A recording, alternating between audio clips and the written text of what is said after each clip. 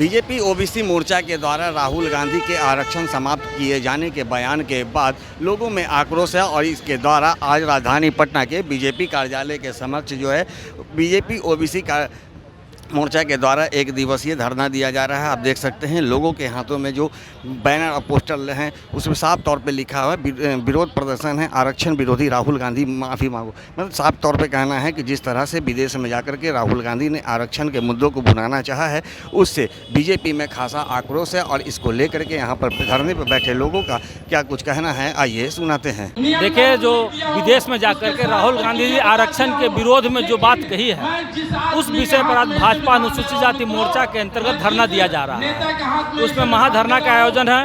उनमें जो आरक्षण खत्म करके जो कहने की बात कही है उसमें दलितों का अपमान किया है। आज कांग्रेस के समय में जिस समय बाबा साहब को संसद में जाने से कांग्रेस ने रोका था उस मानसिकता को आज पुनः राहुल गांधी ने उजागर किया है। और अगर कांग्रेस की सरकार बनती है तो उनका कहना है कि आरक्षण खत्म हो जाएगा। हम भारतीय जनता पार्टी कार्यकर्ता होने के नाते ये दावे के साथ कह सकते हैं कि आने वाले 20-25 साल में उनका कहीं दूर दूर तक नाम निशान नहीं होगा। ये बस यही कहना है। मिलन कुमार रजक मेरा नाम हुआ, प्रदेश उपाध्यक्ष है एससी मोर्चा बिहार पटना। जो आरक्षण के खिलाफ जो बोले हैं उन्हीं के खिलाफ हम लोग जो बोलते हैं वो सही नहीं है। बोलने में और करने में बहुत अंतर है। 15 साल आरोप लगा रहे हैं, लेकिन आप बताइए पंचायत में, मुखिया में, क्या ब्लॉक में कोई भी जिस प्रकार से अनुसूचित जाति का आरक्षण को समाप्त करने की बात राहुल गांधी विदेश में जाकर कर रहे हैं, उनकी छोटी मानसिकता है। इसलिए कि विदेश में जाकर भारत का विकास की बात होनी चाहिए, न कि किसी की जाति और विशेष पर बात होनी चाहिए। और वो कैसे कर सकते हैं जब बाबा साहब बना कर गए हैं जो आरक्षण वो कोई ख़त्म नहीं कर सकता है, समझे।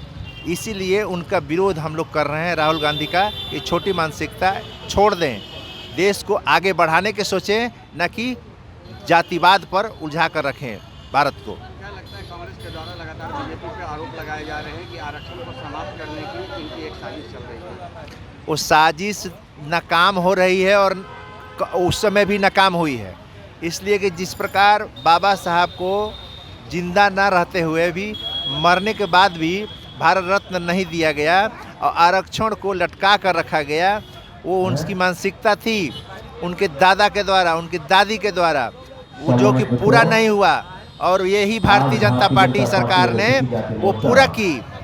ये जान लीजिए, भारतीय जनता पार्टी बराबर आरक्षण के पक्ष में है और आरक्षण देगी और आरक्षण को ख़त्म नहीं होने देगी। श्रीमान विदेश में जाके राहुल गांधी जी भारत में विदेश में जाके भारत का विकास की बात होना चाहिए, न कि आरक्षण की बात। आरक्षण किसी का ताकत नहीं है ख़त्म कर सकता है। और आरक्षण ख़त्म करने की बात होती तो अति आदिवासी महिला को राष्ट्रपति नहीं प्रधानमंत्री जी बनाते। क्या लगता है कांग्रेस का आरोप कैसा है? आरोप गलत है। उनका आरोप जो है राहुल गांधी का गलत है, निराधार आरोप है। हमारा कहने का मतलब है कि अगर एकल पद पर आरक्षण बिहार सरकार ने मुखिया, पंचायत समिति, जिला परिषद पर अनुसूचित जाति का रिजर्वेशन देने का काम किया, आरक्षण की हटाने की बात होती तो ऐसा नहीं करते। मात्र कुछ ही समय में देने के पक्ष में है भारत सरकार के पूर्व।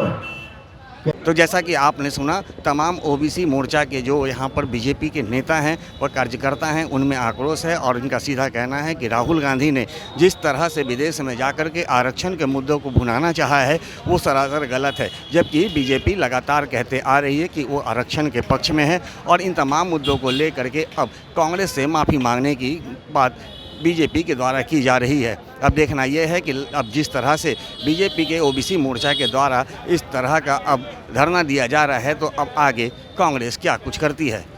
दर्श न्यूज़ के लिए ज्ञानेंद्र की रिपोर्ट।